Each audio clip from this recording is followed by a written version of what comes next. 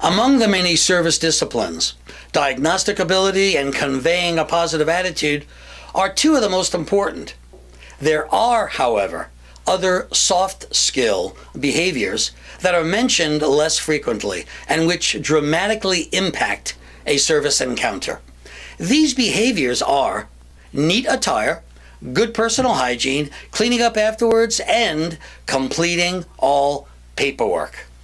Dressing neatly and professionally, along with good personal hygiene, improves visual and nonverbal appearance.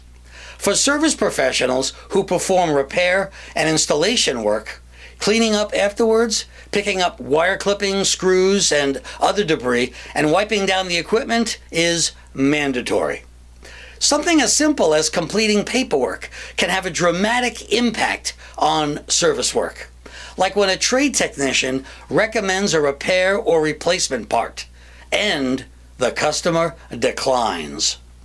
In this case, a service professional should be complete and document that the customer declined the recommendation.